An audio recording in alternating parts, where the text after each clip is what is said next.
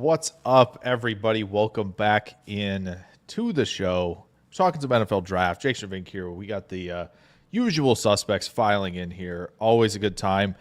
Quite a week. Fun wrap up, of course, with the offensive linemen. That was a lot of fun. We're going to break that all down. Of course, we'll take your questions. And yeah, we'll kind of talk about, maybe the channel plans from here at the end of the show. But yeah, let's get to it, right? We got a heck of a group in here. I see Joseph S., Drew D., Fred McFarley, Chris N., Prince Capsace, and SDN 40 in here tonight. So, we got to start with the O-lineman. I'm going to do a couple. We'll do a couple question stuff here. Fred McFarley, this is a great one. We'll get to this at the end. Surprises. I'm going to star that question so we get to that. And yeah, we're going to go from there. I'm going to highlight some of them for sure. So Turtles in the building, what's going on? Bloody Swamps in the building, talking about a guy that we're going to bring up. Why don't we bring him up right now? Because I think it is a perfect time to, because there's some questions from the folks in here about center. So we might as well get that thing rolling. Yeah, let's talk about it. Let's talk about that. So yeah, let's go here. All right. Yeah, let's talk about Jared Wilson off the bat, just because I see a lot of the center talk coming in, and we might as well start here. Avengers level stuff from Jared Wilson. I think we have, we might not have his 3-cone. I think he might not have done it, but Jared Wilson from Georgia, the center, was one of the few offensive linemen, I think 19 of them, that actually did the short shuttle, which if you don't remember, I'm going to look for it here just because Josh Norris from Underdog Fantasy does a really good job with the short shuttle stuff, and he kind of has brought this up for the past several years, right? Of it's a little hard to see, but the short shuttle times a 4.47 or better, and so you get guys, again, it's tough to see, Nate Solder, Costanzo, right? Jake Matthews, Joel Bitonio, Jake Fisher, James Daniels, Ezra Cleveland, Dominic Pooney from last year, Zach Tom, right? Mason McCormick, Jason Kelsey. And so you have a lot of these guys who have Charles Leno, who played a ton, Matt Paradis, who played a ton. So there's a lot of merit to having a time below 4.47, right? He didn't quite get there, but a 4.56 is in that, what is that? That's 83rd percentile. That is plenty good enough. And when you look at everything else, 6'3", 310, right? Sometimes you maybe worry about the taller centers with the leverage battle, but boy, is this exactly what you wanted to see? Because I don't know, he might not be quite this athlete on film, Jared Wilson, but I think he is rock solid technique wise. He still can do plenty of work for you in zone running concepts, but he still has enough power, sand in the pants, right, to handle the rushers head on, and also move some people with some combo blocks in the run game. So, yeah, he's kind of been flying under the radar, and I think, unfortunately, for those who need a center looking in the mid-rounds, everybody will be on it now. So I think, if he's there in the third round, I think a lot of teams are going to be lining up, right, if they have needs at center. Because obviously Zabel, who had a really good day, right, He's probably somebody who, again, Dane Brugler mentioned this regarding Zabel, is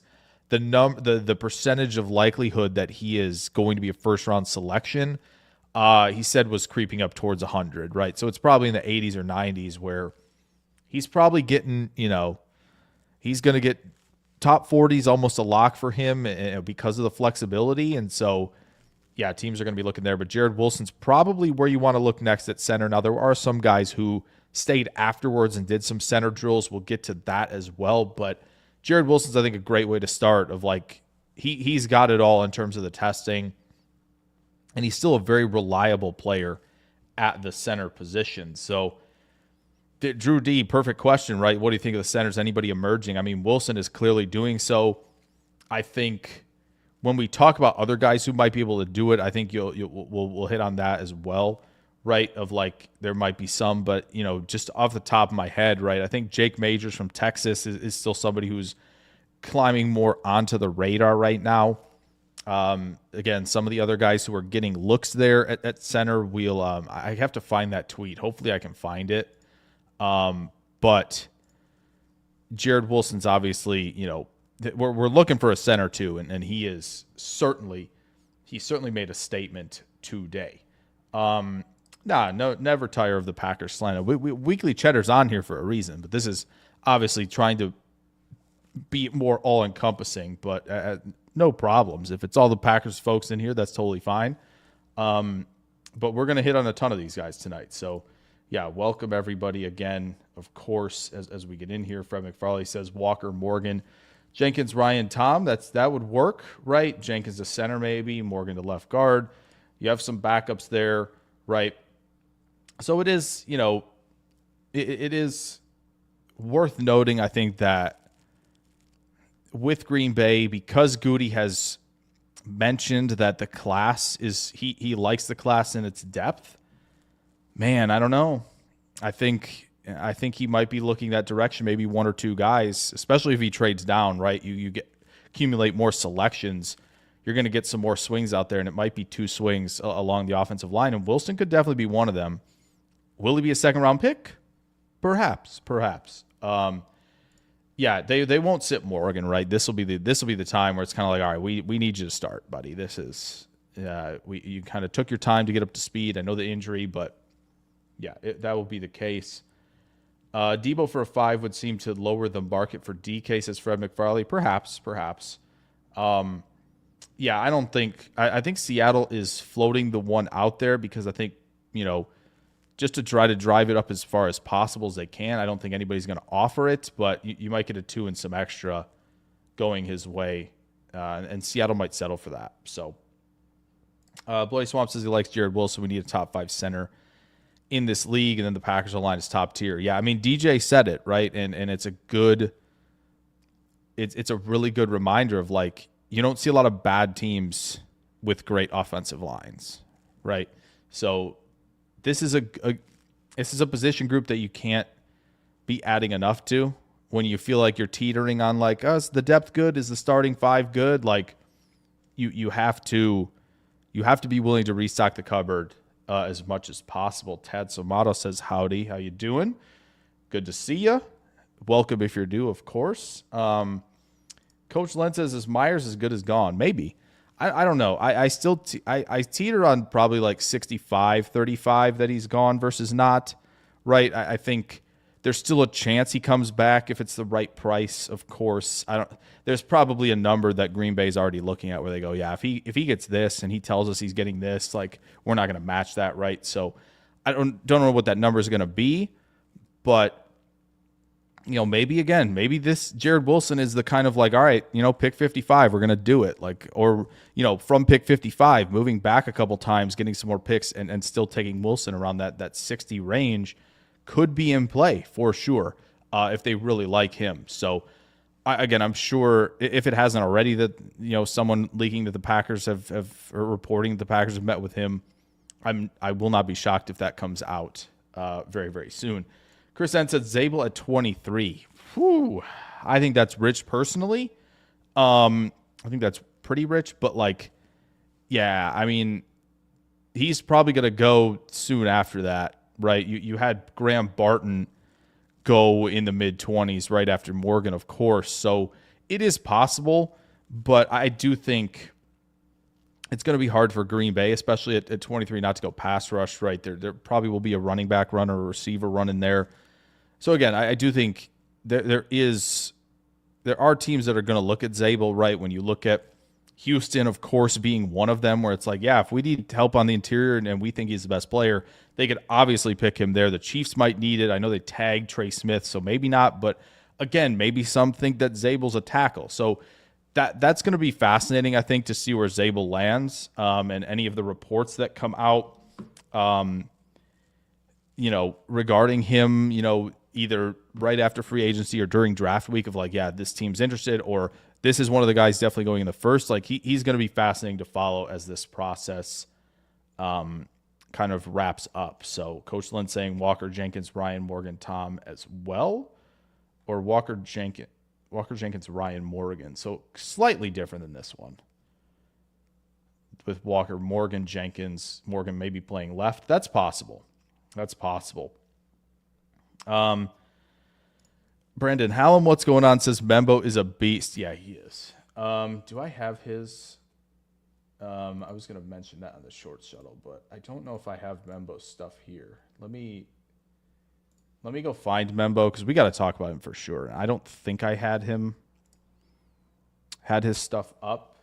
So give me 1 second while I find him. Yeah. Okay. Yeah. So let's go here because we talked about Jared Wilson. From what I've seen, again, I thought, I don't think scheme if you have a versatile run scheme, I don't think that's going to bother Jared Wilson one bit. I think he can hang in both, and I think that provides plenty of value there. As I said, I don't think he's quite that type of athlete on film, but there's nothing wrong with that, right? He's doing a tremendous job. He's working with O-line masterminds, as is Armand Membo, who, again, I remember commenting on, the PTA stream several weeks ago going, Armand Membo, low-key OT1, and here we sit at this point in the process where I feel like everybody's caught up to watching him, and then he goes tests like this, 6'4", 332, explosion, speed, looking good there. Arm length 33.5, that certainly plays out there. I know we're worried about Will Campbell, and I think that's fair, right? But I do think Membo, I just haven't seen anybody like him and Simmons, to me, look like the two guys who are locked down out there when they're playing tackle. So, yeah, if I'm the Jets at 7 for Membo, why not, right? Like that, there's no reason. Like, if you think you have Fashanu and Membo as your long-term tackles, like Aaron Glenn, if he believes in that and the GM believes in that, like they probably will absolutely think about making that call. Chicago's going to be another one at 10, San Francisco at 11. Like, there are going to be teams that are going to look at this and go, yeah, like we see what he's doing against SEC talent and just locking them down. His pressure rate against like the top rushers. I know Hayden Winks from Underdog was tweeting about that, like 2.7 or 2.8%. Like, it's very, very low. He was taking care of business in that regard. Love the foot quickness and the speed there. He's got a nastiness to him, and he just absorbs the rush so well, doesn't really get over his skis. He's very composed and balanced as a player. Like, I think he looks the part. He really looks the part on film as a mover in the testing and the drills. Like, it all is there in terms of the player. If teams want to kick him inside, I'm not mad at it, but I think you have to try him first at offensive tackle to me. So I'm really, really impressed with what I've seen there. And again, I think the race to me would be a little more contested between Membo and Simmons if Simmons was fully healthy. But again, obviously there was good news on the Simmons front this week in terms of where he's at, recovering from what is actually a patellar tendon injury, which is definitely not as clean potentially as an ACL. But it sounds like it's been good progress. But I would still lean Membo just because of that injury. And a little bit of that uncertainty, but man, yeah, I don't think Membo's get anywhere close to the late teens or 20s at this point. So just add depth. Yeah. Remy, what's going on? How you doing? Brendan Helm saying Texans may get 330 plus pound guards if they are switching more of a Rams scheme. Yeah, because the Rams obviously they went out and got right. They moved Avila to center. They go get Dots. They bring back Dotson. They traded for him and extended him. Right. I think Kevin Dotson. They traded. Pittsburgh sent him over there, and then they brought Jonah Jackson in, which Jonah Jackson wasn't really healthy. But like that was a really good trio they put forth on paper. And yeah, if the Texans are going to do that, right, then if they want their run game to be like that and punish people up front, yeah, if Membo fell and they put him at guard, that would be excellent. I don't know if something like Mekhi Becton is going to be somebody they're interested in, right, because he had kind of that rebound year as a guard for Philly. But yeah, there are some big dudes inside playing guard. We're going to hit on one of them, Brandon, in Seven Iea from Arizona, who I think might kind of perfectly fit that bill as well.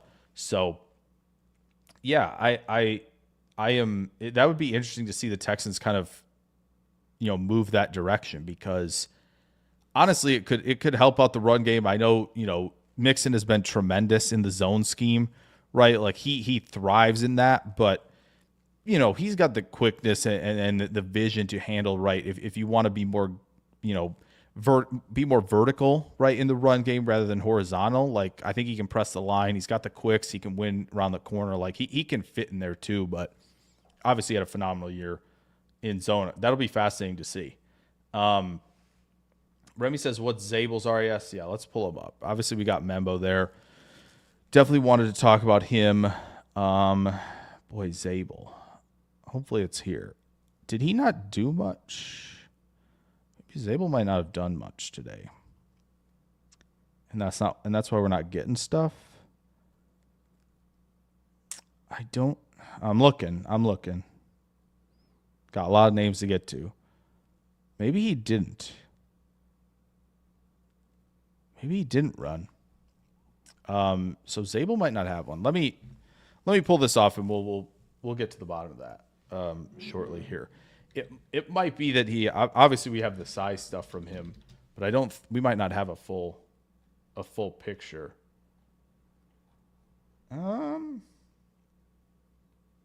He did the vert because he had the highest vert. He just might not have run. So that's probably why we don't have anything. But again, he had an extremely high vert, right? 36 and a half, 6'5" and 7/8, 312 for Zabel. So, 32-inch arm length, that's obviously, more indicative of an interior player. Yeah, I don't see. Looking for like latest stuff on him, and I'm not seeing stuff. He must not have run, and that's why. I'll keep an eye on that as we keep going. I'll star that for Zabel. I don't know if he posted though. Coach Lynn says big boys were moving today. That's for sure. I mean, Membo and Wilson, they're working with the same coach and stuff this offseason to prep for the draft. Like to see them hype for each other was really, really cool. Yeah, I liked what I saw a lot today. Bloody Swamp says, would you overpay for Dahlman? I personally wouldn't, and my reasoning for not overpaying him and paying him a lot is just because I'm not certain that Dahlman fits in a more versatile run game. I think Dahlman is perfectly positioned to be a true zone center because he has the quicks and he's not as big to kind of handle, more of the gap stuff. So I'm not as in on him in terms of like, what Green Bay runs. I don't know if he fits it perfectly. So I think I'd be more apt to finding something in the draft, making kind of a shift along the line rather than paying him, a lot of money personally. Again, just because of that, I think because of how good some of the gap stuff is when you run that with Jacobs, like I want that vertical push, and I'm just not sure Dahlman is going to give you that. So Remy says he would, of course, paying your center $20 million. Yeah, if you're getting an elite center, I think you do it. I just don't know. Again, the fit might not. Fred McFarley says no. We're talking about in-house options. Yeah, I mean Jenkins, Ryan are options. Monk could be an option. Zach Tom, you got to keep out of tackle, period. Yeah, this is the Simmons thing is going to be a question mark for sure. And that's why, again, I think the gap between him and Membo is bigger because of that, right? If there wasn't an injury there, we'd be talking about those two as the horses way out front, right? I know Will Campbell, we'll get to him, but I do think those two like would be, they'd be 7 paces clear, right? Personally, because I just really like what those two bring to the table. But yeah, it's gonna be interesting. I think Simmons to me feels like a perfect Baltimore Raven, where the Ravens either bring back Stanley for a year and they say, yeah, Simmons, you sit, get healthy, and we're ready for you in 26, and it's a steal because it works, right? That's what the Ravens do. Right. So I would not be shocked if that's what happens with someone like Simmons. But again, maybe that's something Green Bay will do. I don't know. They've taken the long approach before. They've taken that long-term outlook on the draft plenty of times. So Ryan practiced well, did well at center per coaches at camp last year. Oh, Clayton, appreciate you, man. Clayton dropping a dono. Appreciate you guys for obviously all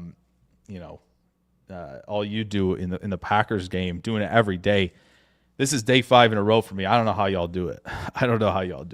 But I love listening to y'all, building your board out. It's a good time. And for those who are in here and do the crossover stuff between us both, you guys are the real MVPs. But thanks, Clayton, for dropping 5. And he says, removing Mason Graham, who is your top defensive tackle in this year's draft?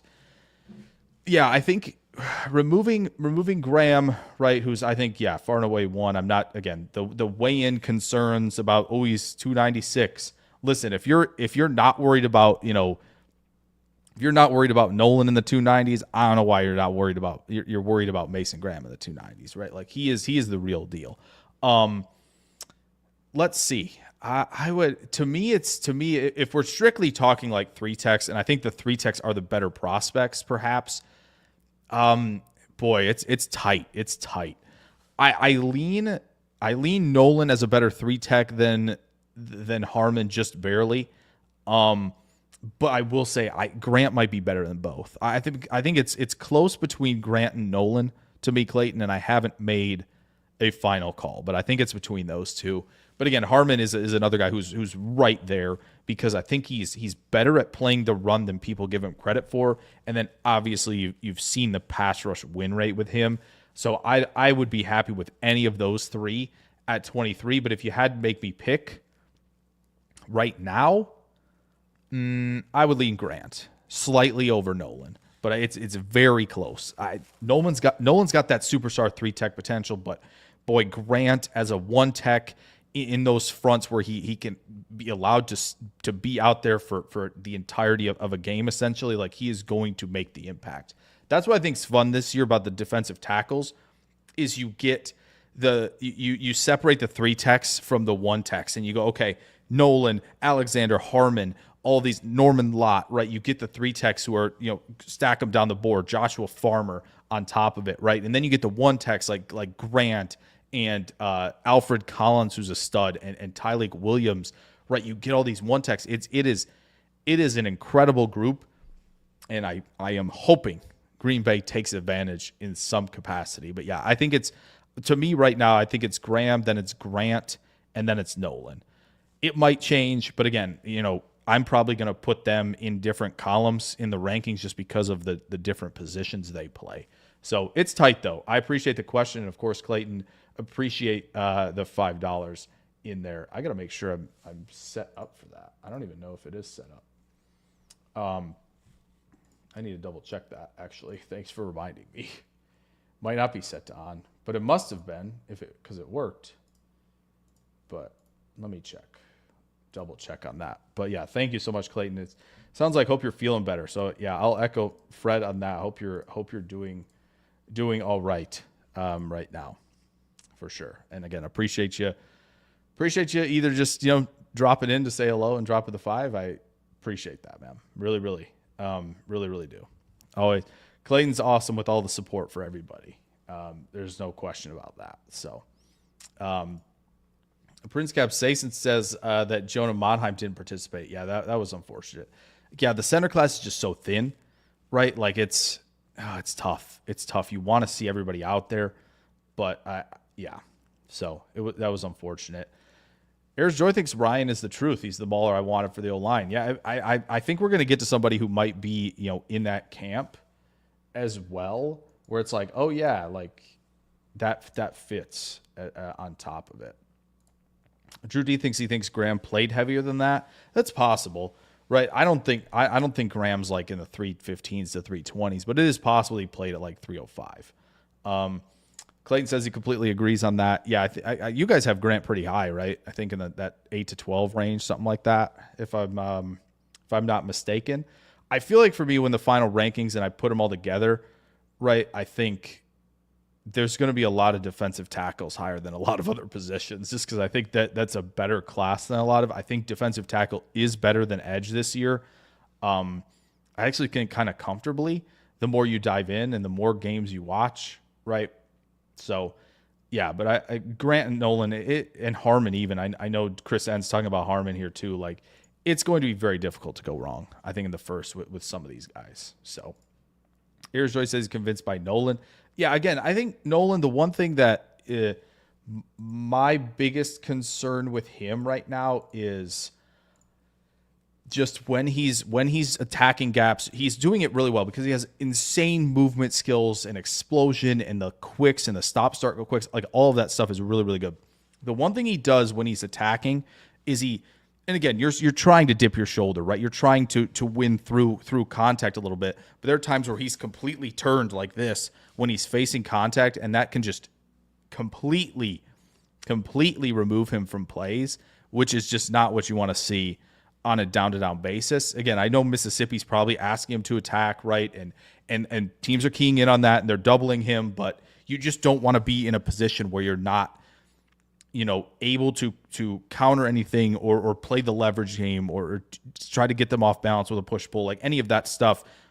That's the only thing I think he has to be consistent more so down to down. But like when Nolan's on, it is insane. It is insane. Arizona says I'd rather not wait till round 2 for a DT. Shouldn't wait, just get the star in the first. Yeah, I completely agree. Arizona says unless Mike Green is there, then. Yeah, Mike Green would throw a wrench to some of that. Huh? Yeah.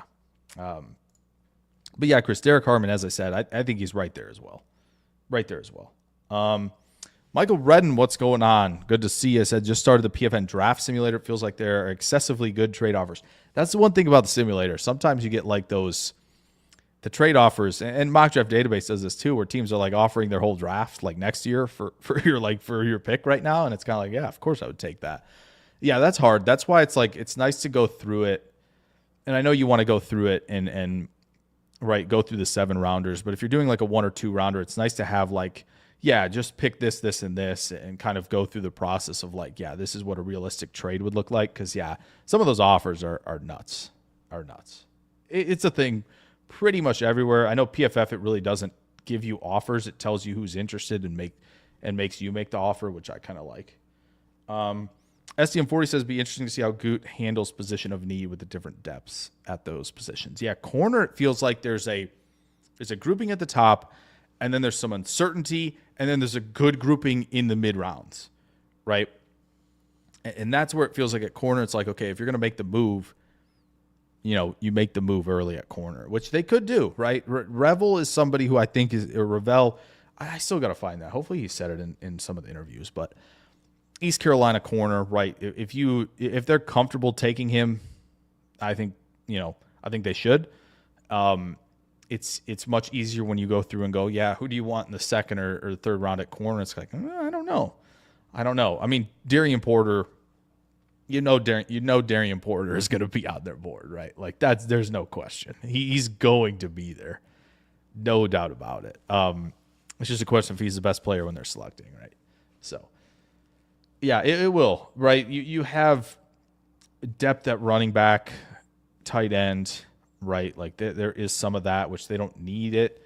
Yeah, I mean, and again, O-line's not the deepest, but Goot called it deep, which I think is telling. And then obviously defensive line. Yeah, it's fun. We're gonna for the Packer fans obviously watching, we're gonna do mock frenzy this week, probably Tuesday night, I think, because Derailed will be Wednesday. Tuesday night we'll probably do a mock frenzy. We'll do like 5 or 6 of them in like an hour and a half or whatever, and just go through some of the scenarios, because I think it's a good exercise to kind of go like, all right, these guys probably could be gone if like you don't take them now, like all that stuff. So it's good to go through a lot of those, and teams certainly do that. They obviously don't go through it with on turbo speed, right? They kind of like map it out more, but teams certainly do it. So it's a good exercise. Drop 1, pick up 2, drop another spot, pick up another 2. Yeah, the trade offers, you can build. People have done it, right? There's some people who share the mock drafts and they go, yeah, I have picks 60 through 120, right? Some people do that, or like 80 through 130 or something like that. And it's like, yeah, it's crazy. Because you can do it. Remy, yeah, I remember Remy you saying that you don't want them to take a 3 tech, right? Wyatt, Brooks, and Wooden. What does Wooden play at? Does he play in the 280s, or is he still playing at 270 when he's in defensive tackle? I would love to know. Does anyone know what they list him at? Because yeah, he was obviously a guy who was bigger in college, then dropped to like 273, I think, for the combine and the testing. So like, you know, he I don't know what he plays at, but that's, you know, it's interesting for sure. Wooden reported 285. Okay, that's passable. Oh, I forgot to include TJ Sanders, by the way, when I was talking about all the 3 techs. Like he's in that camp as well. Plus he was at 297, which we talked about that on Thursday, right? Where he's up to weight and he's testing well, and like if he plays at 297, like yeah. Okay, so that's good to know. But yeah, I mean they are still on rookie deals, but again, if you don't think you can have the high level disruption from these guys, and I think Wyatt still shows it, right? It would be nice to have more, I think, in that room, because Brooks seems to just kind of like play really solid ball. He's not going, and again, that flash versus solid is a great discussion to have, but like consistently flashing, consistently disruptive players, I think, are worth their time at defensive tackle. But Brooks certainly kind of just lunch pail guy, goes about the business, can play both, both the run and the pass pretty well. So yeah, he's a nice player to have. But yeah, I'm just Kenny. We were talking about this a little bit before the draft and kind of leading up. It was like, yeah, Kenny, I don't think they should extend him, right? We were kind of talking about Newton and a few other guys at defensive tackle that like, yeah, they could go this direction. It wouldn't be surprising because Kenny's kind of, close to done, it felt like, and then the extension, and that kind of threw a wrench in a lot of it. So, hoping Covington can unlock one of those guys. That would be nice for sure. For sure. Really quick. Bloody Swamp says, is Walter Nolan this year Jalen Carter? I don't think he's quite that good. Like, I think Carter was phenomenal. But I do think, like, Walter Nolan, you're looking at, like, a ceiling for me, in my opinion, like, ceiling-wise. For Nolan is like Geno Atkins, who played for the Bengals for quite some time, right? That level of disruptor.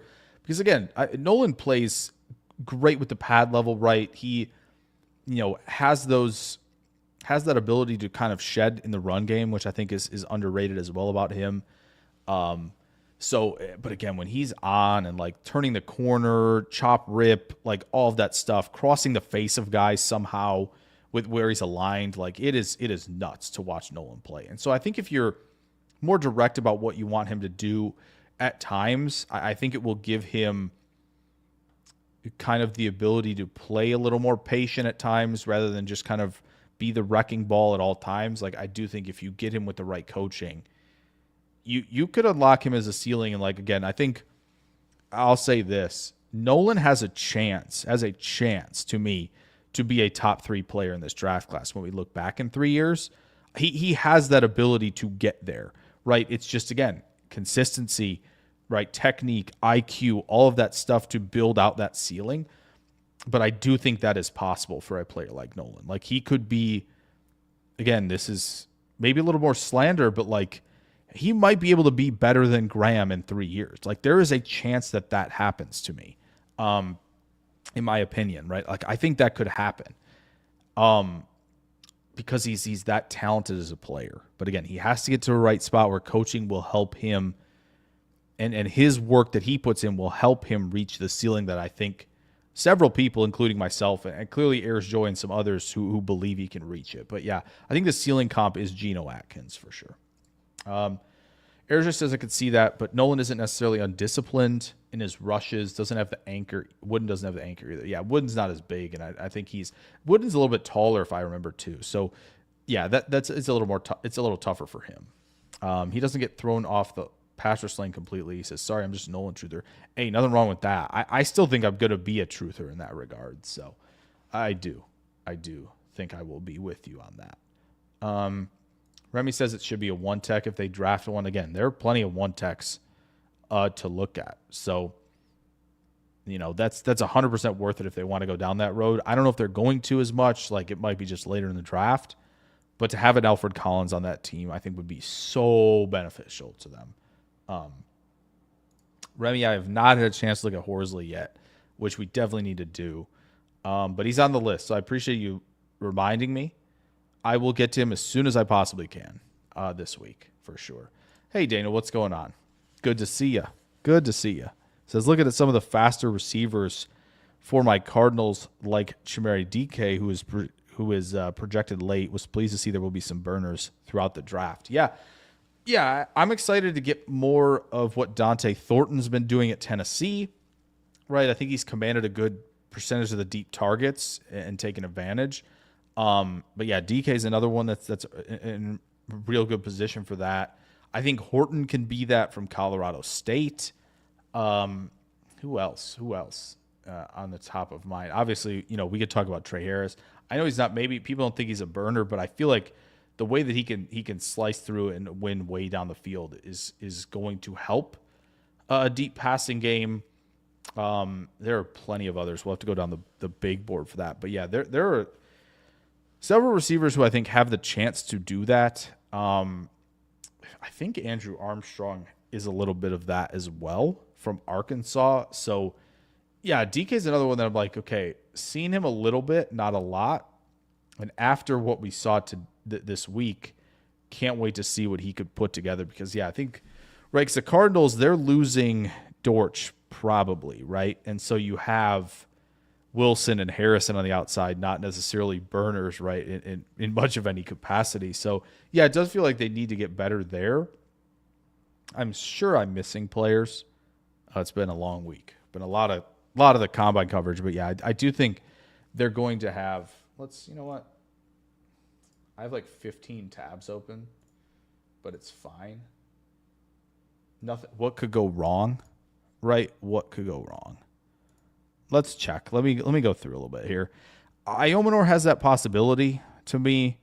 If you're talking about deep threats, yeah, obvious, yeah. Perhaps Savion Williams, Bond, of course, but again, Bond to me, like, there's so much to like in terms of the speed, in terms of the ability to gear down very, very quickly, right? The speed cuts, everything to kind of maintain his speed on a lot of different pathing to me is really good. But just the way he plays the catch point is so bothersome to me. I don't like it. I don't like how he plays the catch point. It is a struggle to watch that. Yeah, Horton, I think I would throw into that category for sure. I think both of the Maryland guys, I think you could put in there, Felton and even a little bit of Prather too. But yes, DK is certainly one.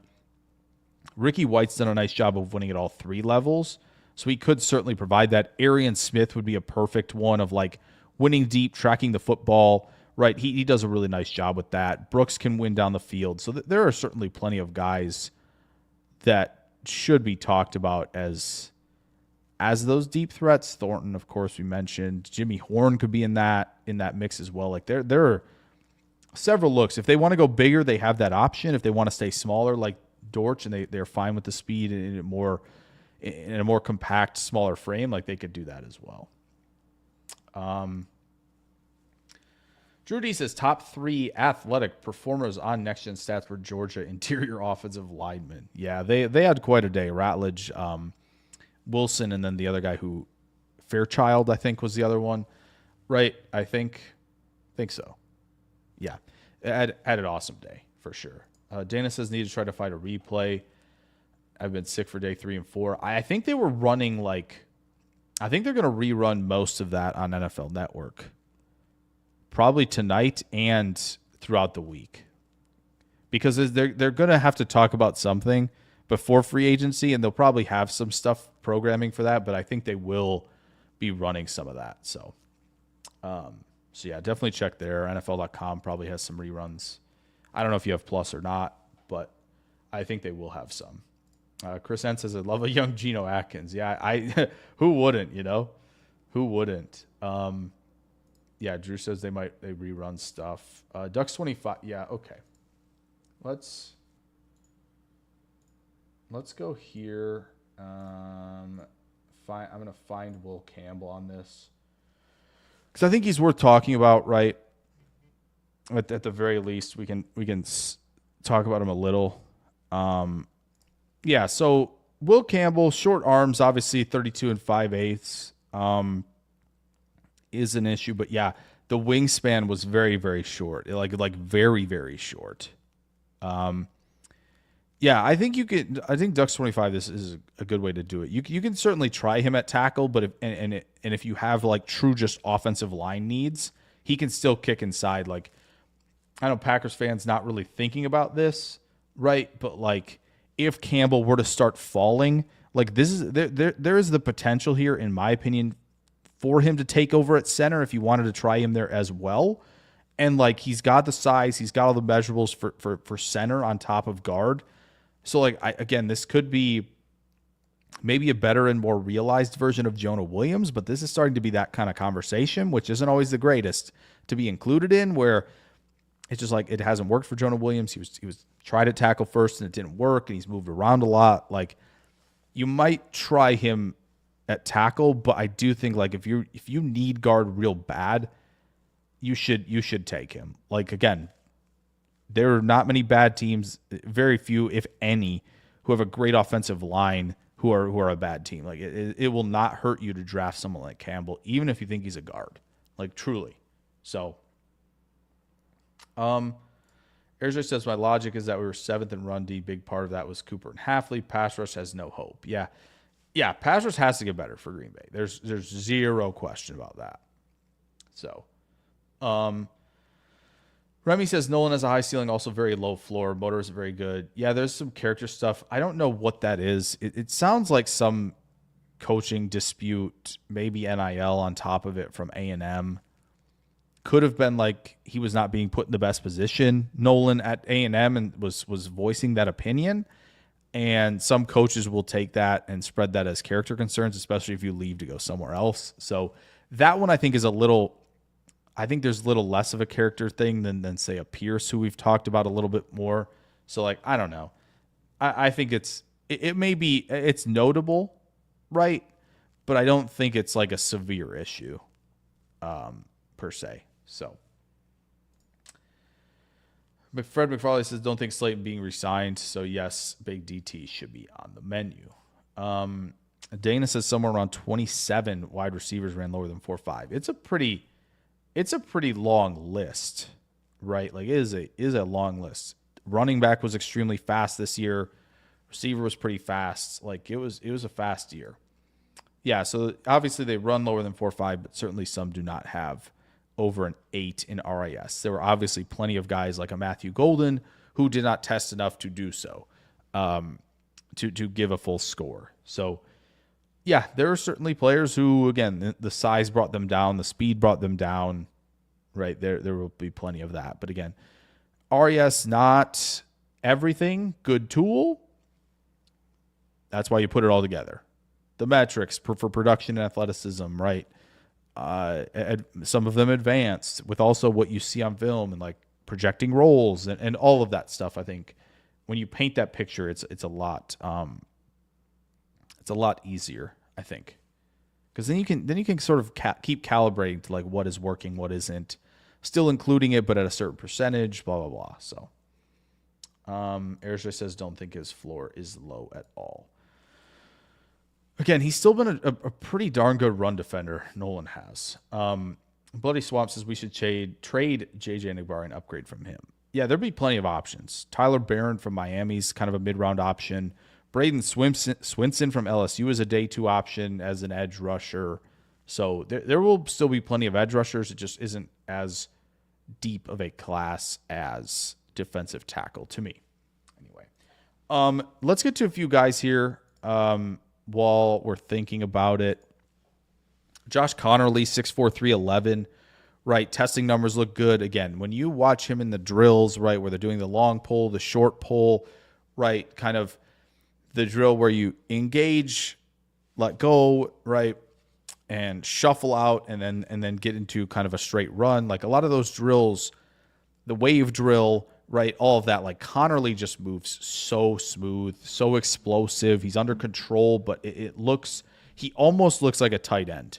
And that's how good the movement skills are. There's certainly work to be done right? In terms of like, hey, like, how wide your hands and are at times when you're quick setting and all of that stuff. So like that's got to get better. But again, coaches will love to see all of the movement skills that Connerly provides and look to mold him into a great offensive tackle. Like that is certainly, again, somebody who's on that first round radar in the 20s, but it could be 30s, 40s for Josh Connerly. Ozzy Trapilo is another name to talk about, 6'8" and an eighth, 316 as a right tackle from Boston College. He did, not many guys are going to find that do both agilities anymore. So good for him for competing in that regard, right? 70th percentile 3-cone, 69th percentile shuttle. So pretty good overall. And again, I think he has done a really good job at right tackle over the years for Boston College. Ducks 25 says Connerly was a 5-star for a reason. Yeah, he certainly. And yeah, as you said, True Jr. still a young player. Like there's plenty of time for him to get to the NFL level, understand what it's going to take for him, but also just like, yeah, if you need him as a, dancing bear pass protector, but also a guy who could get out in front and lead the charges as a run blocker, zone blocking, whether it be pulling, right? You sometimes can pull your right tackles or left tackles to be a lead guy. That's certainly part of, what's fun about the run schemes and that. So like in second level stuff, like he can be really good in that regard, Connerly. Speaking for him. But yeah, Trapilo, I think, is more of your pass protector, right? He's got that kind of just calm demeanor to him, right? Like more of the pass protector than the run blocker to me. So yeah, he had a nice day. Here's a good one for Brandon Hallam, right? Talking about Houston and their like need for interior players. Not quite 330, but I think 6'4", 324 for Savanaia from Arizona. Like, this is great for tackle. And again, he's at 33 and 7/8. So like, teams might try him at tackle.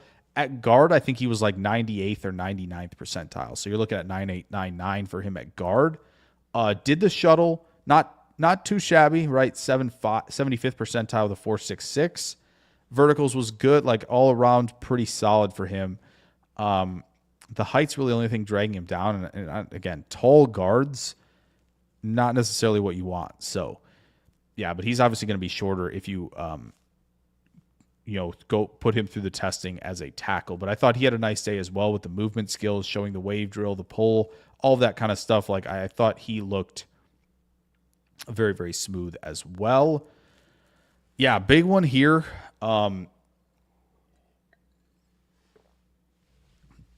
Excuse me.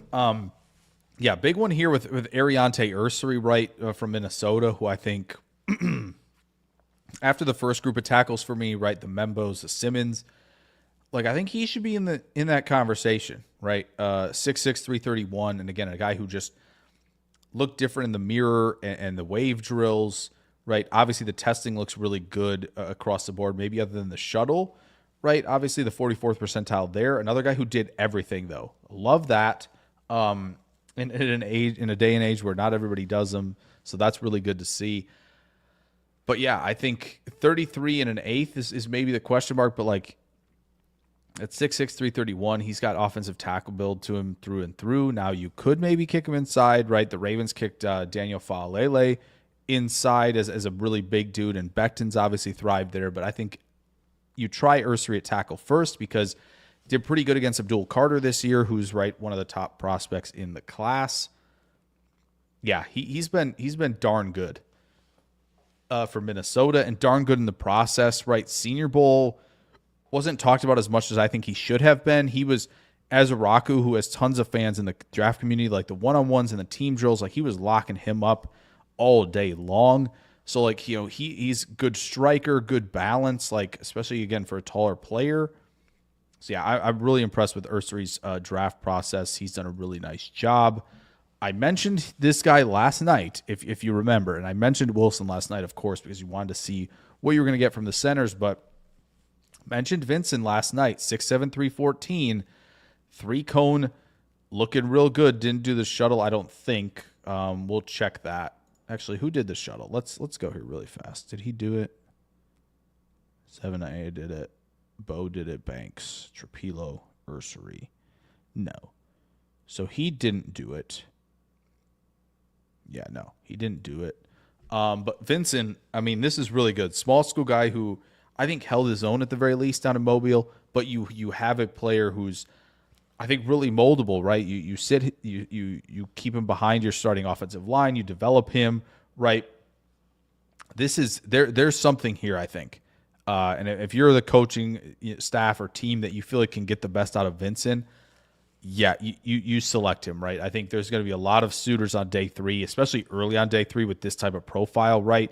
Maybe even earlier, depending on, like, again, there's going to be a lot of varying opinions out there on Will Campbell, on Kelvin Banks, right? On Membo on top of it, right? Their injury concerns with Simmons, right? Does Ursery play tackle, right? Does Donovan Jackson play tackle or guard, who we're going to get to, right? So, and Trapilo is probably a tackle, but you have guys like Savanaia and Bo that are probably kicking inside, right? Vincent looks like a tackle through and through. So he may get pushed up even more because teams are looking for tackle when they think, yeah, there's a lot of guys kicking inside in this class. So don't be surprised if you hear Vincent's name go earlier than you think in this draft. In a lot of the simulators, you can get him in the 200s. You ain't getting him in the 200s. I'm telling you right now. There's obviously no certainties in the draft, right? But to me, like, this type of profile who held his own in Mobile on top of it from Alabama A&M just screams to me like mid-round pick, 3rd or 4th round, where it's like, oh, wow, he's picked there. And it's like yeah, because teams are going to take the chance that he can pan out in a big, big way. So Dana says that answers most of my questions about upside with Vincent. Yeah, I mean, the floor of the really, really good athlete with all the tools is there. Now you refine the sets, the hand usage, the punch timing, all of this, and boy, you might have something here with Vincent. So definitely keep an eye on him. Bloody Swamp says I would trade Wooden and Egbare for a late pick upgrade. Get more upside. Eagles bottom edge and defensive ends and defensive tackles can certainly rush the QB. Yeah, they're going to reload the cupboard if they let Sweat and Milton Williams go. They're trying to get Garrett already. Like they're going to be reloading the cupboard. There's no question. So other teams got to be looking to do that as well. So yeah, I get that. I just don't know how many teams are going to be interested in Wooden and Egbare, I think is the real question. So, but yeah, I get that. I get wanting to upgrade along the defensive line. So there you go with Vincent. Let's talk about Clay Webb for a second from Jacksonville State, another small school guy who goes to Mobile, holds his own, 6'3", 312. The testing looks pretty good. He at least tried the shuttle. It wasn't great, but again, you're getting him at guard, and he's competitive. I think he's the guy, if I'm not mistaken, that plays with no gloves, which is sick. Love that old school mentality. But again, another guy like Vincent, where you see the athleticism floor to set, and then you take a chance in the middle rounds, maybe more likely day 3 than day 2 because of just, again, tackle versus guard, right? Vincent versus Webb. But a guy on day 3 who teams are going to be looking at to be like, yeah, let's see if he can lock down one of the guard positions on our team. Logan Brown from Kansas, who, again, another guy who looked pretty smooth in the drills, right? He's 6'6", 311. Explosion's elite. Agility's great. He is one of the guys who posted great numbers in the shuttle, 93rd percentile to 4.51. Not quite that, like, elite of elite 4.47 that we're looking at. But when you look at this, right, you look at the guys here. Caleb Rogers from Texas Tech just missing out. Logan Brown at tackle just missing out, right, at 4.51. And obviously Drew Kendall, center from Boston College. And I know there's a lot of people in here asking about center. Maybe Drew Kendall might be a potential answer there. Really, really good time in the 4.5s. Eli Cox is another one from Kentucky, right, who might be worth a peek in the film room, just kind of looking at his game. But, like, yeah, these guys who broke 4.6, in this like are very noteworthy at the very least. I know that it didn't meet the 4.47, but again, Logan Brown, somebody we talked about, posted a great time there. When you look at, again, Dominic Pooney, who we'll talk about from last year's class, right? Not the biggest at 6'5", 303. Not great in the speed stuff. The 10-yard split was fine, but explosive and agile in terms of the testing. The shuttle was insane. The 3-cone, really, really impressive. You get players like this, especially on the interior, like it looks good. So, again, Logan Brown, potentially a tackle, right, near 34 arm length, so you might be able to play him as positional home. But if you kick him inside, like you can feel pretty good about that. So Logan Brown, had to highlight him for sure. Another kind of mid-round player, probably early day 3 player that's going to get vaulted up because the athletic floor is there. Yeah, so we were talking about Georgia guys. Tate Ratledge, 6'6", 308, right? Crushed it. Just crushed it for Georgia, right? Alongside his buddy Jared Wilson. Avenger status here for him, 998 unofficial RAS. So that's impressive right there. Green Bay is one of those teams that doesn't go for true guards very often. But again, there'll be plenty of teams, right? You know, Brandon Hallam's Houston Texans, if that is his team, could be looking here, right, at guard, right? Plenty of teams could be looking there besides Houston, but, you know, again, probably a day 2 player, right? 3rd round is where he's often been going and where he's been ranked, right? And then that kind of range, right? If you're just going on the rankings based on the how many picks are in each round, right? He's looking in that 3rd round range, and that probably cements it here for him. So, yeah, Ratledge will be maybe one of those guys that just, again, plug and play with the athleticism, the toughness, all of that. So, is Pooney playing tackle now? No, he played right guard for the Niners as a rookie and did a really good job. Bloody Swamp says we didn't do nothing when they had chances. All JJ was doing, selling best, lose like kill, miss easy sacks. I like Jay Licks Hunt from the Eagles. I wanted him. He's better than JJ. Brenton Cox was better than LV and JJ. Yeah, Brenton Cox did a pretty nice job this year. No question about that. Ducks25 says Logan Brown was once a 5-star, struggled to start his career, put it back together once he transferred to Kansas. He's got the tools, like you mentioned. Yeah, again, there's some stuff on like how his background and all that stuff is, but like Logan Brown, because again, as you mentioned, Ducks25, as a 5-star recruit, like that type of pedigree certainly matters amongst NFL teams. You know, whether it should or not, obviously, is a different conversation, but that certainly matters. As Connerly, Brown, like they know about the athlete coming into college, and if they figured it out even a little bit, like they will take that chance. Dana says Ratledge no shuttle, stiff hips. We'll have to look for lateral movement on film. Yeah, you would like to see him do the shuttle. Sorry, you would like to see him do the shuttle, but at least he did something in that regard. And the 3-cone time is really good. I don't know if he's super stiff per se on film. I don't know if he's the most fluid. Like this is another guy where it's like, I don't know if he's an Avenger level athlete on film, but I do think he has all the requisite athleticism to hang at guard, in my opinion. But yeah, you should definitely take a peek. And let me know what you think on Ratledge. Ayers Joyce says, Gary is an above average rusher. Everyone else at defensive end is mid or bad at rushing. We got run defenders. We need an elite rusher. Yeah, Wyatt after injury was tough. I feel like a refreshed and ready to go Wyatt can still do it. And Brooks is a quality backup. Yeah, for sure. Ayers Joyce says we can get 1 tech in rounds 3 to 5.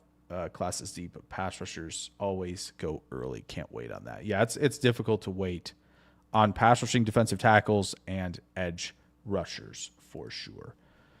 So yeah, we hit on Ratledge. Jackson Slater, I think he got hurt. Maybe. I don't know. He might have got hurt and still went through all this stuff, but like again, another small school guy that held his own in Mobile, 6'3", 311, right? Held his own, as I said, like Webb and Vincent did, where times look good, athletic floor is there, Sacramento State's been churning out guys recently. So it'll be exciting to see where he lands in the process as well. So if there are other guys along the offensive line we want to talk about, we can definitely do that. I'm going to get to Kentley Platt's page here. Really quick, Marcus Bowe really didn't do much. The shuttle time was pretty good, 79th percentile, 6.4303. Marcus Bowe and Joshua Gray was another one. There were several guys. Joshua Gray was another notable guy who got reps after the testing and drills at center, right? Stayed to do some extra center work. Gray was one of them. Marcus Bowe was another. And this is why I was talking about this, because when we did the mock on Wednesday, right, for Green Bay, it was like, okay, we could take Bowe to be the center here. I think that's a possibility going forward, because he might be that type of player to kind of be able to play in a lot of different spots. It's clear that teams are viewing him as a center. They want him to do some drills at center, and he obviously got those in. But another quality mover, impressive footwork and quicks, and he's got a good strike. He's got a good snatch move. Like he has a lot of requisite tools to work with. I think you just need to build up the strength in the lower half for Marcus Bowe, but I'm impressed there. This is a good question from Dana. Says, Jake, was there anyone you thought was solid but now is looking like an undraftable prospect? Solid that went to undraftable. That's a good question. I mean, obviously you mentioned Tyler Booker, which this isn't great. And a lot of teams with that athleticism might be out. And there is some balance, a little bit of balance concerns on film, and that like sends like an alert to me, right? Because who recently had that from Bama was Evan Neal, and it hasn't gone well. So yeah, I think you a little concern for me from Booker, but like I do think Booker, it just plays the position very, very well. I think, a lot of people talking about him as potentially top 10 prospect. Might go top 15. Dolphins should consider him. Maybe Indy considers him. That feels a little unlikely to me. He does feel like maybe a plug-and-play option for Houston, as I mentioned already, right? He's in the 6'4", 320 range.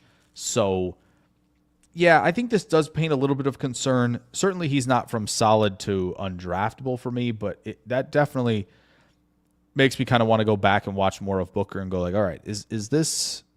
So we see this type of athlete on film. Was this kind of a one-off with the testing? Certainly a little bit there. I would love to see what Millam's numbers are. I'm going to run him as a guard. But obviously this is fine. 78th percentile, right? 6'6", 313. Obviously shorter arms. He's going to kick inside when he plays in the league. Short shuttle's good there. But he's somebody I would want to see what the numbers look like at guard, because I think he plays there. Disappointments. Rivers maybe a little bit, right? But again, he's a big dude, 6'5", 319. I am not as concerned about this. If it were concerns in here, I'd be a little more worried about it. But since it was here, I'm less so concerned. We've seen what he can do moving from tackle to guard and back and forth. So yeah, maybe Booker's really the only one today that I'm sitting there concerned. Crenshaw, Dixon, this isn't great, especially when you're 316. Like this is not good. This is probably that guy where it's like, maybe you take a chance, and then it's kind of like, man, I'm kind of out. Like that might be the one for me. But I do get the Booker concerns a little bit. There's no question. For those interested, Drew Kendall, I think this is all he posted. So, he's 6'4", 308. That's close to Myers for the Packers fans, right? Myers was 6'5", 310. So he's certainly one to watch for. Eli Cox, again, 6'4", 306, so kind of in that range as well. So the centers did pretty decent today. About anyone else that I thought was solid. I mean, we talked a lot last night about Tez Johnson and maybe some of the concerns, but the agility and explosion is good, and you see that on film. So less so.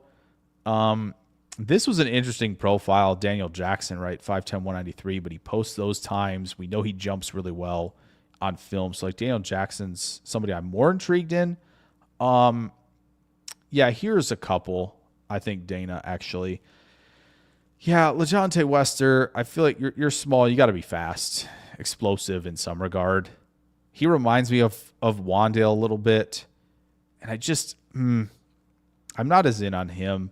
Juice Wells definitely took a hit for me as well this week, where I'm a little more out. Theo Weiss as well, kind of a little out, but he's a bigger guy, so you might be able to do that. But as far as like super disappointing, those are probably it. Like I know Bond probably disappointed, maybe a little bit with Brashard Smith, but again he looked good in the drills. But yeah, that was a little disappointing for me for him. Manon guy probably disappointing too. So yeah, there were certainly some guys who disappointed for me. Those are probably some of them. We could definitely go down that list. But I don't think there's. Yeah, this one hurts, right? This one hurts for me, Dana, for sure. As a big Sebastian Castro fan from Iowa, this one hurts. This one is difficult to look at for sure. That's probably my one, but I'm still a believer. I'm still in. But yeah, that was disappointing for me. So yeah, that's probably there's at least some for you, Dana. That was a good question though, because it was made me think a lot about the week as a whole, which is always good. All right, we're probably gonna wrap up. I think around the hour 15 mark. Got a few things I want to work on for tomorrow for you guys content wise, so we're gonna get to that. But Airsjoy says Bo is like the only interior line I consider just because of the center fit and how springy he is. Big contrast to Myers. Yeah, I mean, Bo really has some impressive tools and techniques that he uses to win. So like, I'm very much in on Marcus Bo, definitely. Yeah, if you're looking interior early, second roundish area, maybe the third, then I think him and Jared Wilson both come into play for me. But yeah, it does seem like, I mean, if Zabel wasn't going as high, right, I think we would all kind of like be like, yeah, second round, sure, of course, no problem there. But it's the fact of where he's going. I think that's maybe the turnoff right now, which is totally understandable. But yeah, I think the interior, there will be, less guys to be looking at for sure. SDM40 says might be cool to review how some of the guys we talked about last year did in their rookie year, possible content to fill the gaps in the next couple of weeks. Well, the next couple of weeks, I will say, for me, is going to be a ton of prospect breakdowns for you guys and probably some free agency stuff. Again, I'm probably going to expand a little bit of the reach for some free agency stuff. I'm working on Deebo Samuel to Washington right now, which, if you guys are interested in that, definitely check that out. But I wanted to work on some things like that. So, again, as well as like, as you guys know, if Green Bay signs somebody or trades for somebody, we will be breaking that down. But this is a good one, I think, to fill in the gaps once the draft is over, for sure. So I think that's definitely worth a star. Yeah, I like that. That's definitely something we can go through. Bloody Swamp says we need Kenneth Grant. He's the TJ replacement. Yeah, I would agree, for sure. Dana says for sure Cardinals pin and pull was a big part of the undraftable. Thoughts on Booker? Yeah, that's the thing. Right? When you see that and you go like, all right, well, if he can't pull, if we're going to struggle to get out in space and reach the landmarks in certain regards based on certain schemes, then yeah, I think you'd be definitely concerned, right? But yeah, if you want him to be more vertical and the people mover type, that yeah, no, I understand that for sure. Yeah, that's a very, very good point. Regarding Booker. Yeah, if you're going to be asking him to move, right, I think, you mentioned pin. Pull is a good example, right? Zone teams may kind of be like, I think we're probably out on Booker, right? Where, like San Francisco, who runs a ton of zone, is probably out. But if you're the Rams who have beefed up that interior recently, if you're Houston, if they're going to get to more, as Brandon Hallam was mentioning, if they're going to get to more, vertical run game, like more power stuff, then maybe he fits more. If they're going to stick with zone, then maybe not. So yeah, there will be certain teams that you look at and you go, yeah, they might be out on a player like Booker. What would be hilarious about Booker is if the Eagles just find a way to make it work, right? He falls there and they go, so a Becton replacement, sure, all right, perfect. That would be very Eagles. It's inside zone, so there is some second level work that goes to that, but like that one should be fine if he's comboing and working there. But yeah, zone schemes that they're looking wide zone are going to be way out, no question. Bloody Swamps is a want. Swinson is my fourth edge rusher. Swinson's the guy we got to break down for sure, because I've been actually, he's kind of blown me away a little bit. He's blown me away. I'm very surprised. I was not expecting that from him. So we might need to break him down. I don't think a fourth edge is going to fix the pass rush. It was bad. I think Swinson's probably going to be more than the fourth edge if they pick him. Just from the limited watching I've done to this point, like I'm pretty surprised at what he's doing. So, Ducks 25 says really wish the Packers didn't draft Lloyd. Wasn't high on him, and he's been hurt. So many great running backs this year. That third round pick was very valuable. Yeah, it felt like they were probably going to go running back at some point last year, right? But it would be, again, they could still go that direction this year, and I would not be upset about it. If you're treating, right, if you're using the sunk cost, part of this, and it's like, yeah, we missed, and we move on, right, with the Lloyd pick, then it's kind of like, all right, yeah, let's go find a speedy back in this draft. Like, I wouldn't be opposed. I know there's more needs, and I get that, but I would not be opposed at all if they want to go find a big play threat and they feel more concerned about the longevity and the injuries that Lloyd might deal with. Like, don't turn a gift away if you're going to get one. Defensive tackle is more top tier talent. Mike Green's the only guy that really shines for defensive end that could be there when Green Bay picks. I think Pierce is going to be there at 23. From everything I've been told from some people this week who were there, Pierce is going to be available at 23. Like, I'm almost 100% certain of this based on what I've heard. Could be a smokescreen, but it feels like you get a little more truth now than you do in a few weeks, right? As we're getting closer and closer, until maybe a little more during draft week itself. But it feels like now you're going to get some pretty good info. Pierce might not go in the top 32 from what I'm hearing. And again, you can't trust what I'm saying 100%, but some of the people that I get to talk to who have connections, I don't have many connections, but I have connections who have connections. Yeah, there's some talk that Pierce isn't a first round selection once April rolls around. Like, I think he's going to be there 23 for sure. Because again, you think about this, right? Stewart's going early. That profile, he's being picked early. I think Green probably gets picked early as well in terms of the edge rushers. Michael Williams, I think there's a good chance he can go. And there might be a teardrop, but like from the Pierce stuff, it sounds like it just he might be picked on Friday, on day 2. So Ducks 25 says don't even get me started on the Hopper third round pick. I mean, it's early. It's early. I actually graded Hopper pretty highly in the class as a whole. Funny enough, it wasn't a great class. Like, Edgerrin Cooper was I think a tier or a tier and a half, almost essentially ahead of everybody else for me.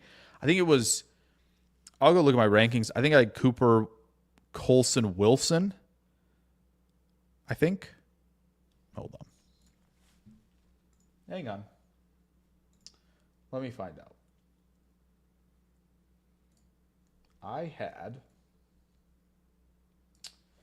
Cooper for me. So let's see here. Yeah, Cooper, Colson, Wilson, Gray, Hopper were my top 5. So Hopper was 5th for me. Crazy enough. As of now, it looks like I'm going to be far too low on Tyrese Knight. There's been some flashes there, but again, Hopper I think was the 5th linebacker selected, if I'm not mistaken. And so, I mean, it aligned with me, but I get it. It was kind of it was a little bit out of nowhere. And when you see what Evan Williams is doing, right, you kind of go, man, it'd be nice to have, some more of that that potential and the proof right at this point. It would be nice to have. I understand that. Dana says, would sure watch a review of last year's predictions. Yeah, we might. Again, we can kind of go through that and comb through it once draft time is over. But again, prospect breakdowns, all that stuff, that's going to be coming here out in full force here over the next several weeks before draft time. Because again, obviously, teams are going to pick these guys and they'll get a nice post-draft boost, but it also gives you the opportunity to take a look at that early and see what you think as well. So. But yeah, last year's stuff and 2 years ago and 3, and we can get into all of that for sure. I was trying to put together like a kind of just audio and podcast form reviewing each team's draft class a year later. We still might get to that on the Substack, which, if you're not subbed there, that's a great place to go. There's going to be more of that going down, and it might be in the description already. I think it is. So look down there, because I think, that's a good place as well. Get some more film breakdowns and draft stuff on top of this. Always appreciate that. Hopper paid his dues on special teams, says Prince Capsaicin. McDuffie and Wilson, free agents time is coming. Yeah. Remy says Hopper played well. Duck said, hope he proves me wrong. Yeah, that's the best part, right, is when a guy proves you wrong, I think. I know it's fun to stick to your rankings and be like, I was right about this, but it always is fun that way. I think he can get there. It's just going to be interesting to see where he plays. Brooks and Wilson can be upgraded. I agree. Remy says instead of Lloyd, we could have drafted Pooney. The problem is Pooney got picked 2 picks before Lloyd. San Francisco traded up to take him. So, they were in position to take him, right? But San Francisco moved up. Pooney, I think, went 86th. And then Lloyd and Hopper were 88th and 91st. So it was close. I want Swinson, my 4th edge pass rusher. He can run stop too. He flew way up in PFF's rankings recently. His Missouri tape wasn't bad, just wasn't a known name. Probably would have been there in the 4th. Hopper's better than free agency 6th, 7th round. Yeah, it was pretty good. Remy says Pierce is amazing on film. What are the character concerns? The production's good. I don't know if the film matches the production quite. Doesn't quite match the production, in my opinion. It's still good. The character concerns, again, this is what I've heard and what's I think been reported slightly. So again, this would not be full truth on that. But it sounds like, he kind of had that foot out of the door thing, not fully bought into Tennessee, right? And was thinking more about the draft. So there was a little bit of that. There's got to be more, though, because that seems like kind of a one-off reason for him not to go in the first. So there must be something more. But that's what I know of to this point, is kind of that foot out of the door, not fully bought in. Please play me more. I got to show the scouts more type of thing. That's what I know of that's been reported to this point. So Prince Capsaicin says, I don't think Green's going to go as high as currently projected either. Arizona people were upset we could have gotten other guys in the 3rd. Said the same thing about Williams. Yeah, that's true. And he worked out well. Remy says thought Hopper was inconsistent, at times dominant, shoots gaps really well, processing needs more. Not a Quay type who waits on running backs and plays hesitant. Yeah, I agree with that. Remy says for this year's draft, 2 guys look like Packers picks, Smile Munden and Teddy Buchanan. Buchanan's game against Auburn was really good, but he wrecked that game for Cal against Auburn this past year. I would add, personally, may not like it, but I would add Kobe King in there from Penn State. One of the few who I'm seeing like consistently like stack and get off blocks and playing the contact phase well in terms of stacking and shedding as a true backer. Like, he feels like one of the few guys that's consistently doing that, and I think you should definitely add him to the list.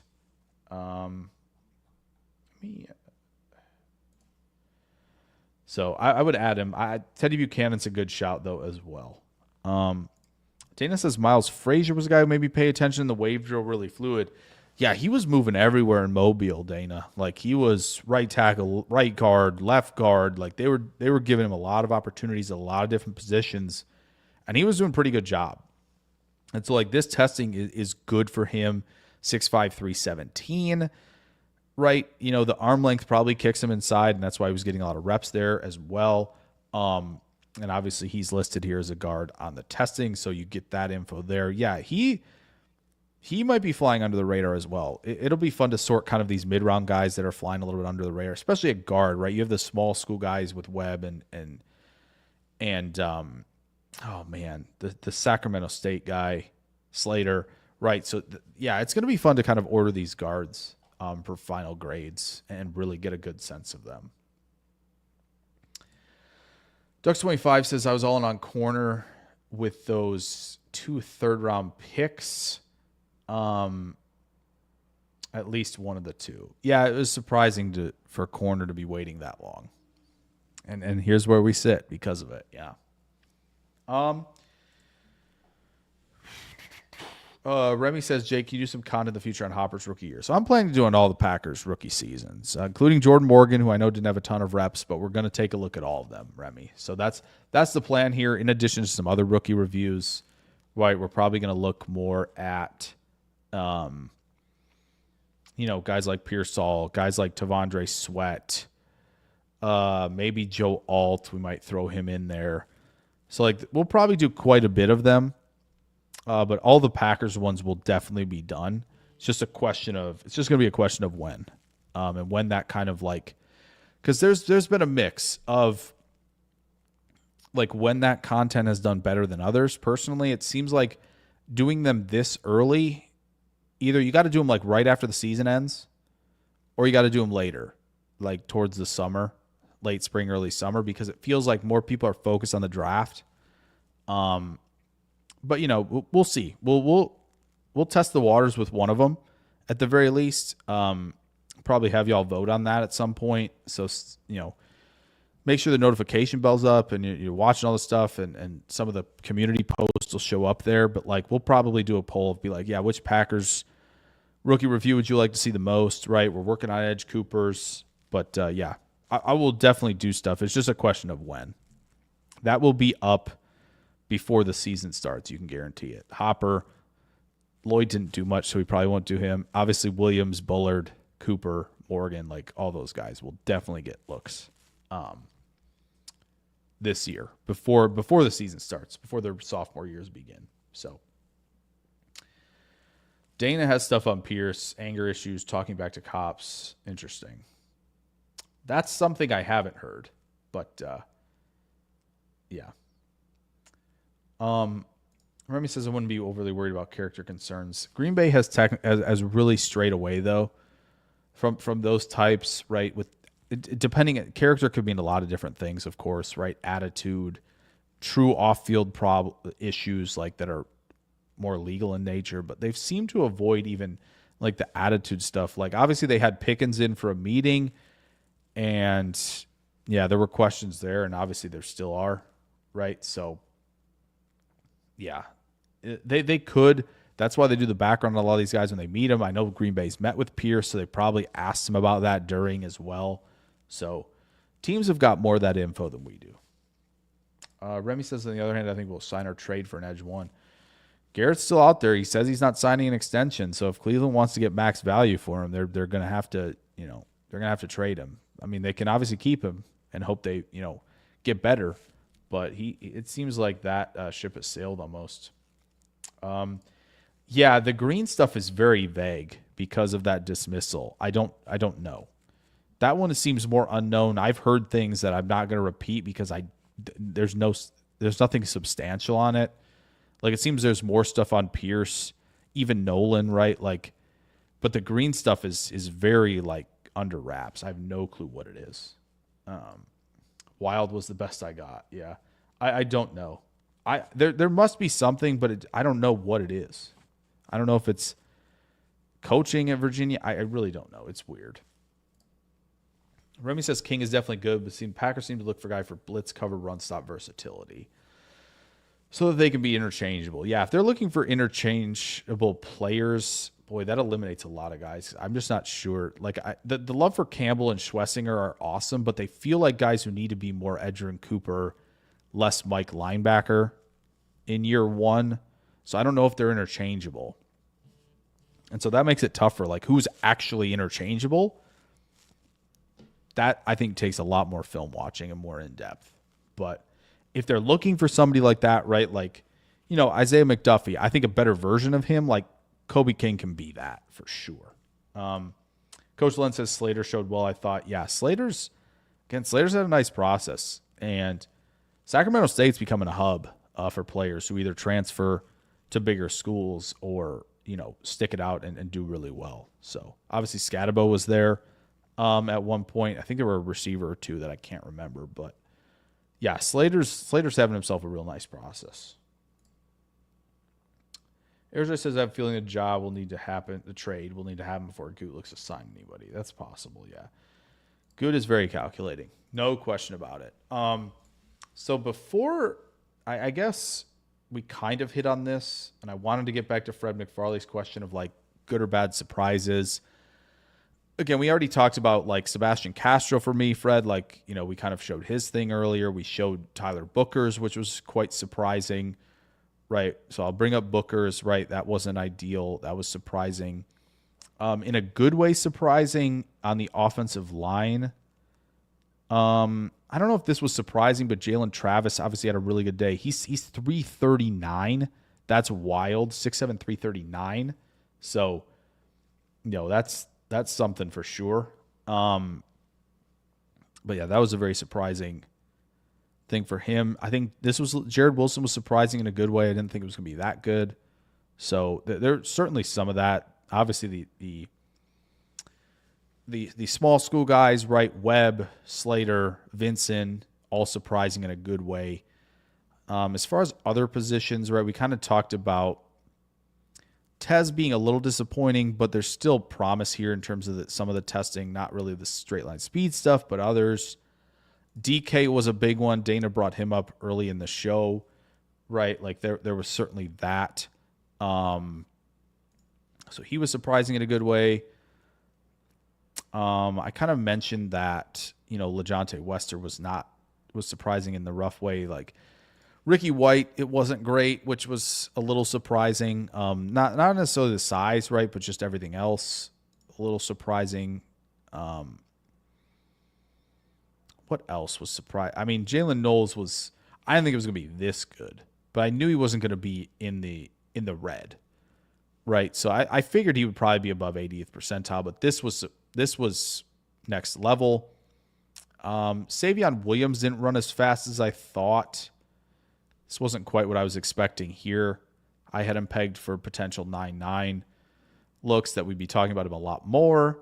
The Virginia Tech guys, obviously, we knew they were going to be good athletes. There was so much talk about them.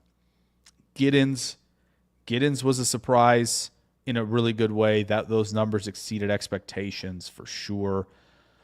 Maybe a little bit Higgins, but again, he acquitted himself super well. I'm trying to think of other surprises in a good way. Like Harrison was expected to run fast. We talked about Manon guy from Rutgers a little bit. If we keep going back, we can keep, obviously, Emin Worry goes nuts. Maybe a little bit surprising. Obviously, I mentioned Castro already. Hunter Wohler was surprising in a good way from Wisconsin. This is really good. We've talked about him. We've obviously brought that up. Billy Bowman, he still did fine here, so that's probably not included. A little bit for Noel Williams, right? But again, still the numbers aren't bad at all. But maybe a little surprising in terms of not meeting expectations. Same for Mello Dotson. This is slow, 4.59. A little disappointing there. Oh, this is a perfect one to talk about. Well, Zy Alexander. I know somebody mentioned him on Friday of like that was, yeah, this was a disappointing surprise. Really quick, Gunnar Helm. This is a good thing to talk about because this was brought up. And I think hold on. I think I have it retweeted on my profile here somewhere of not Membo. No. Yeah, so Gunnar Helm, the video is out there. He twisted his ankle, and this looks horrendous. And he kept going. He finished everything. And that is usually we get those like strange stories, right? Of like, oh, you know, oh, he was hurt, right? And they don't provide specifics on guy was hurt when he was at the combine, right? You kind of get those little blurbs. This is very clearly hurt. This might be injured, not even hurt. This is injured. And he still went for it. So, like, that kind of explains what happened here. And it's good to know. So we could be expecting some better times. We might have to not quite give the pro day, like, right, the pro day bump is going to be real, right? You kind of calibrate that about, whatever is 500ths, 800ths, something like that. But like these numbers should be better when he's healthy. So that's good to know. So yeah. Oh, Remy says Noel Williams was disappointing a little bit. I think I wanted to see a little bit more because he's bigger, but again, bigger corners, not necessarily. You said the split was wrong, 154. That's better for certain. So yeah, I mean, it's not terrible, but I think my expectations were maybe just slightly higher. But maybe that changes with the split. I don't know how much it does. Yeah, I know people are disappointed here, and I think that's fair with Malachi Starks, right? So that's fair. For him, like, yeah, you want to see better here, but this is starting to feel like the Branch and Hamilton conversations again, where if you look at Combine IQ and you go find Starks in all of the drills. Let me see if I can find him. Let me just go down here. I think I should be able to find Starks in terms of like, oh, he was doing all the drills super fast. There's got to be something here. Because they were talking about it. Like, he moved a lot faster. Yeah, here we go. No, this isn't it. But he had short shuttle top speed, right? He was up there. But, like, in all the drills that they were doing, across all workouts.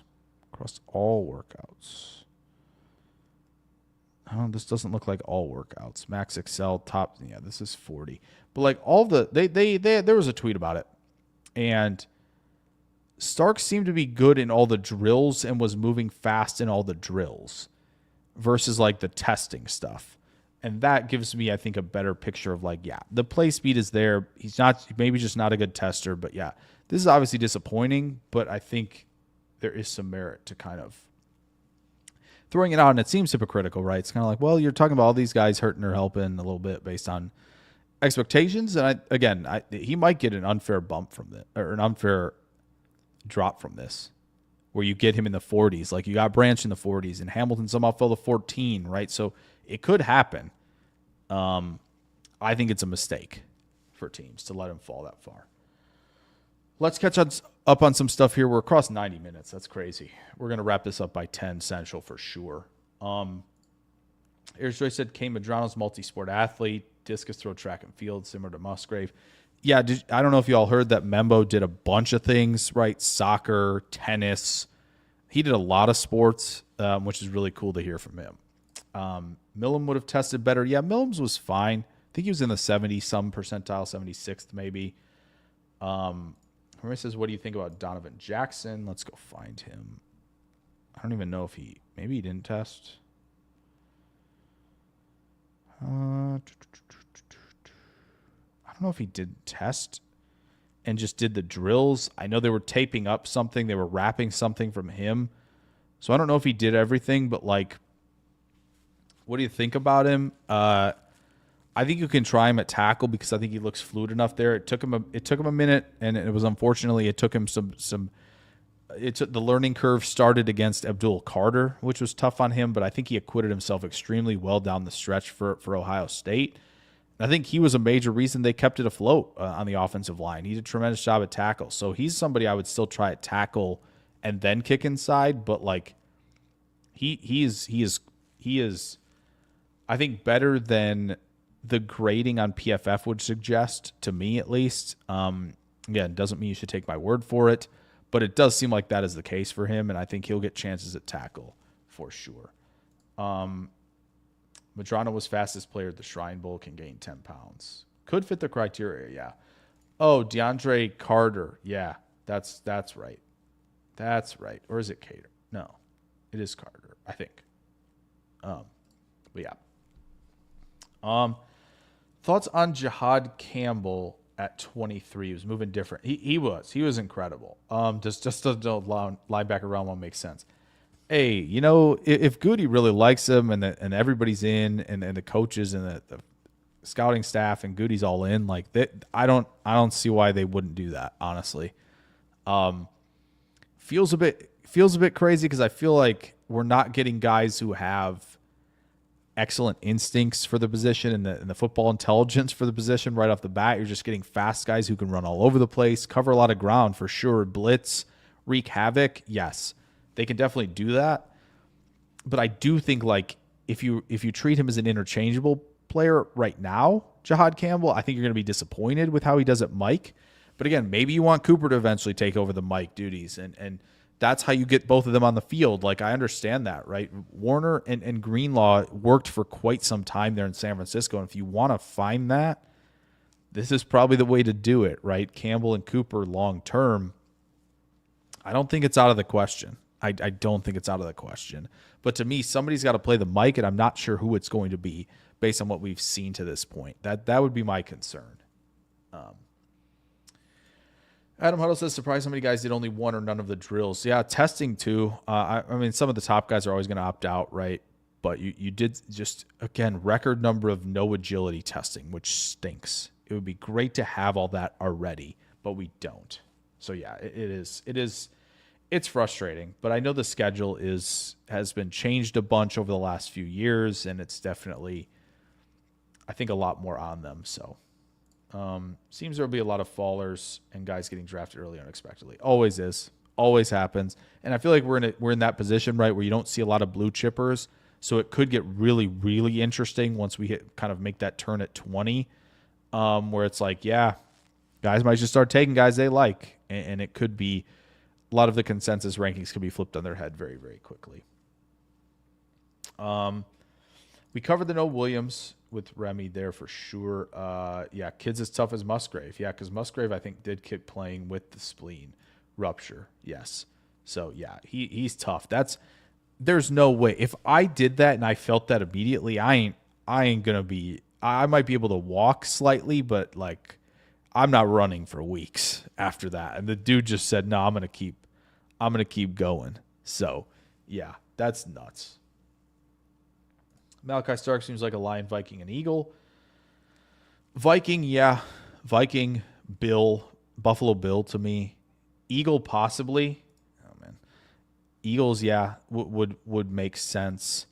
I mean, Indy and Miami both need safety, so it makes sense there. But if he doesn't, like we mentioned, if he doesn't have that athleticism bump, which Ballard might be out on him now with that athleticism profile at the moment, like, I still think Buffalo's a really good spot for him. Could be in split safety. You could drop him down to nickel if you want to, right? Because they stay in nickel a ton. But, like, he seems like a perfect fit there in Buffalo.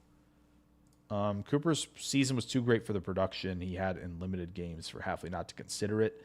Again, yeah, I think he has, if I'm not mistaken, Erjoy, he has the requisite length to play Mike to potentially get off blocks, and he dips underneath them well while maintaining gap integrity. So it is there. It's just from what I saw of him at contact, a lot of the times it was kind of like, well, he's out of position. And that has to get better. And it could. It very well could. Honestly, I thought I was going back and forth on this for sure. I definitely waffled on it where it was like between Walker and Cooper, who plays Mike, who doesn't. And I was like, Cooper's skill set right now, it would lead me to believe that he could probably be a better Mike than Quay. And Quay's coverage instincts and near interceptions in 23 kind of kept pushing that for me, and then it was like, maybe that's the way they go. But again, obviously they wanted Quay to play more Mike, which fair enough. Marte Mapu, that's another one. Yes. Thank you, Coach Len. Yes, that's another one. I forgot about that as well. Which it'd be fun to check on him and see how he's doing.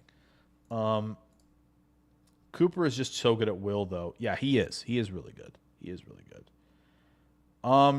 Doesn't Roquan play Mike? I know he isn't the prototype. I mean, it feels like he is. Right? He was. I don't know how big he was. Let's do some digging, just for fun, just to get the size metrics on him. I mean, he's 6 foot 236, pretty big in that regard. But he always felt like, to me, Roquan was the guy who had all those instincts to play the position and just didn't feel like he was flying around, running around like a headless chicken sometimes. And like, so he felt like, to me, a guy who was in position to make so many plays in and around the line of scrimmage to where like it felt like he was ready to do that. Tremaine Edmonds was obviously not that way, right? He was talked about as like, put him on the edge, right? Get creative with the movement skills and athleticism, where Roquan felt more straight and narrow, like you can play him at this spot, in my opinion. But there have certainly been a lot of guys, who have kind of made that transition. But again, CJ Mosley was another one who was like, yeah, he can play Mike. He's got all the instincts for that position. But yeah, he wasn't the block shedder. I think that's a fair point. But it did seem like he, again, had the requisite athleticism, but also beat players to spots because he knew what was happening. And if you have that, that's what really can make you as a player at linebacker. So yeah, maybe not the shedding perspective, but like he knew where the run was going. He could beat the lineman to the spot and like make a play in the backfield. So yeah, I think that's fair too. With that being said, if there's any more questions, really quick, obviously want to thank Clayton for the dono again. That's much appreciated. Always appreciate that support. So thank you so much on that, Clayton, again. But yeah, I feel like this is going to be kind of a wrap-up point. We are after 10 Central. It's, we hour 42. Again, you guys do a great job of keeping it going. There's no question. And it's always fun to do that. So yeah. Yeah, instincts and technique do win. And that's how you reach your ceiling, right? Like that's a big part of that. So Coach Len saying, I want to see Quay and Cooper play together. Yeah, that would be great to see those two play together for more than a little bit of time. No question. So yeah, that would be nice to see. It would make me feel better if they believe in that, to kind of, okay, let's go get a linebacker on day 3 that we kind of like, has some speed, has some instincts, and put him into that room. And you've got the rookie plus Quay plus Cooper plus Hopper. Maybe they're keeping one of the free agents as well. But yeah, it would be nice to get a more full picture on what that duo looks like when they play. I really like that. So, and yeah, of course, obviously thanks to Clayton, but thanks to you guys for an incredible week, by the way. I'm glad we did this. We got a bunch of combine notes and all of that. It was a blast. I appreciate all the support from you guys. As always, the thumbs up are very helpful. If you know anybody who might be interested in the channel, also share that with them. Obviously, most of y'all, if not all of y'all, are subbed already, so I don't have to kind of repeat that necessarily. But yeah, thank you guys again. Joseph S., Drew D., Fred McFarley, Chris M., Prince Capsaicin, SDN40, So Turtles, Bloody Swamp. I saw Tad Samato dropping something. Thanks to Brandon Hallam for coming in again. I'm glad you keep coming back after discovering the channel. Remy, always good to see you. Coach Len. Obviously already said thanks to Clayton, but thank you again for the 3rd time. Airs Joy, of course. Michael Redden was talking about the mock stuff earlier. That was fun times. Dana, of course. Cardinals fan, just drops in always for the draft stuff. Always appreciate that. Ducks 25, of course. Janelle, glad you were able to make a couple of live shows this week. This is the 5th one in a row. I mentioned Bloody Swamp already. Yep. And yeah, obviously thanks to those who watch these afterwards. and continue. I hope I didn't miss anybody. I don't think I did. Adam Huddle, there's one more. Appreciate you dropping in as well. So yeah, thank you guys again. This is always a lot of fun. Couple quick notes because I want to let you know on what's happening. You guys got kind of asked about that. More draft prospect film rooms that we can put on YouTube will be out there this week and several weeks after that, of course, leading up to the draft. If you have one that you would like to see, drop it in the comments here or on the next prospect video that comes out. All of that.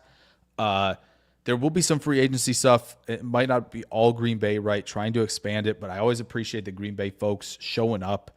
And that's why we have those exclusive kind of weekly cheddar shows for you guys. And we kind of put a little more emphasis on some Packers videos. So we're probably going to have more rookie film rooms if you want to see that now. I kind of wanted to start with Edge Cooper because I think there's a lot to discuss there. But yes, we're going to have draft stuff. There's going to be more live shows that are going to be more all-encompassing. I've got some guests lined up that I think we're going to be fun. We're going to talk about some positions. We're going to do some like 2-3 round mock drafts. So that'll be a fun place to kind of hang out and chill. So there's going to be a lot of that stuff. And again, I think in the description, if I'm not mistaken, the Substack link is there if you want to check that out.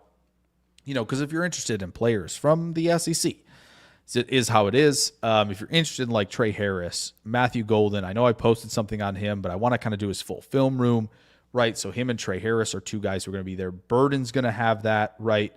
There's going to be plenty more guys. You know, if you want to see Nolan, right, we'll probably post his over there. We talked a little bit about Braden Swinson tonight. He might go over there. Maybe Jared Wilson can be on here. We'll have to check that. But if it can't, it'll be over on Substack as well. I'm going to start posting videos there for you guys. So if you want to quickly sub there, it's free for now. I think it might just be more of like pay as support over there. But yeah, that's kind of what we got coming up. There's plenty of stuff to be checking out. And as always, if it's not always your like, this is my interest, like really, really like concentrated interest, it always appreciates if you just click on stuff and watch and are entertained, even when it's not always completely Green Bay focused. But thank you guys again so much tonight. Thanks, Lee, for dropping in. He says going over your breakdown yesterday. Yeah, we went over a lot of stuff yesterday for sure, with receivers especially. So yeah, appreciate you getting caught up on all that stuff. That's awesome. And appreciate you dropping by at the end of this one. We definitely went over a little bit more in terms of the broad scale of recapping this week. But yeah, appreciate you all. Lots of stuff lined up. It's going to be a great draft process. I'm excited about it. Hope you guys are as well. With that said, enjoy the rest of your weekend late here on Sunday night. Have a great week.